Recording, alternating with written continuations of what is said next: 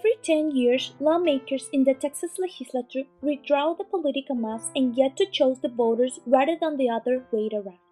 The states and both political parties spend large sums of money on computer programs that provide the voting history of every person, and then office holders fight to draw a district where they cannot lose. Lately, a problem with Texas redistricting has been taking place.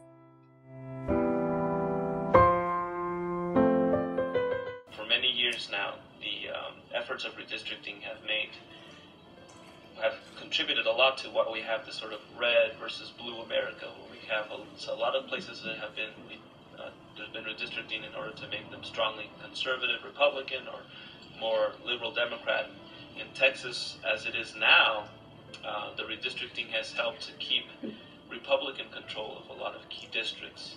But there's also interesting demographic changes happening in Texas, and people are starting to talk about how in 10, 15 years, Texas could become more of a purple state. And despite any of the redistricting efforts by the Republicans or even the Democrats, demographic changes with respect to the growth of the Latino population, other Americans coming from other states into Texas districts, these kinds of changes in the next decade or so can have an influence in shifting Texas back towards a more purple or maybe even blue.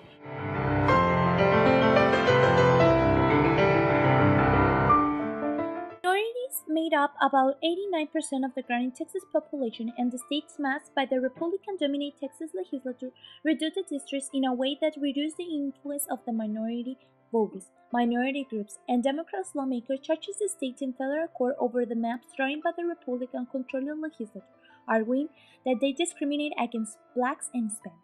Democrats and Republicans will compete hard for the Hispanic vote, with Democrats offering government spending on the problems they care about, and Republicans focusing on the shared values of social issues.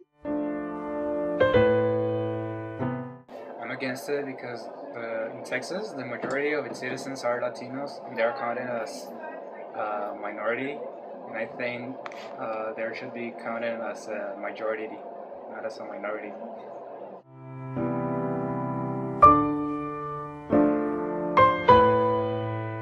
The consuls loaded the court-drawn maps into their computers and found that 95 Texas House districts held a majority of Republicans, while 55 contained a majority of Democrats.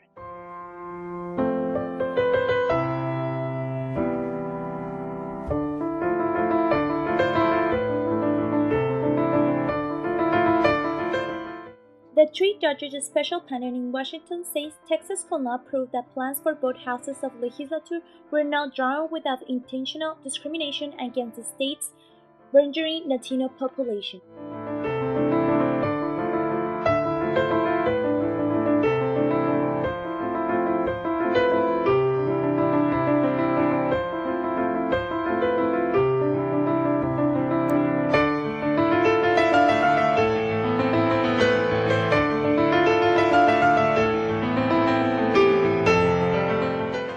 To have a change of influence the Republican president race, Democrats and minority rights groups looked at separate court in Washington as last hope of cutting deeper into the solid Republican majority in the 2012 elections. Lastly, Texas Congressional and State House delivered this week by a San Antonio federal court, which confirmed how the state's political boundary should be changed with more than 3 million new Spanish residents. The court, however, was not bound to make change on the 2012 maps.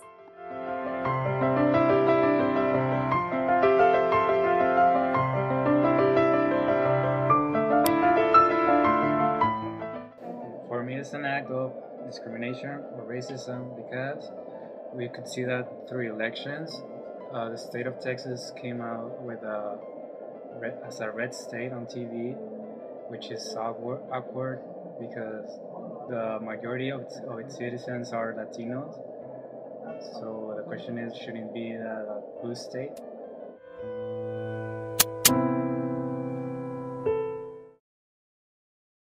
The core new congressional map is based in large part on the compromise map that the state and lawyers for some of the minority groups had recently agreed to. The core maps giving blacks and Hispanic 3 of the states for new congressional seats, but it also appears to weaken the minority voting strength in 3 other seats that blacks and Hispanic had been competitive. An Attorney General grew about announcement he had reached agreement on most part of the maps with most of the parties involved.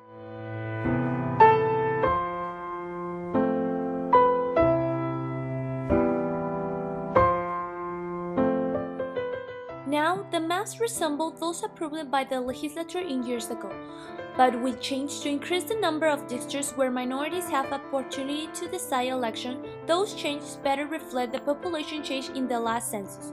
The federal courts must redraw the maps created by the Republican-controlled legislature because of 2 parallel lawsuits that have yet to be resolved. Texas has a story of racial discrimination. Any change to electoral law must be approved either by the Department of Justice of the Federal Court in Washington. Texas redistricting plans already have been to the Supreme Court. The justice said that while the district designed by the legislature could not be used for the 2012 election, the plans should serve as a template for the federal judges in Texas to design interior plans. Maybe it's late to change of the election 2012, but a challenge is still considered for the future election.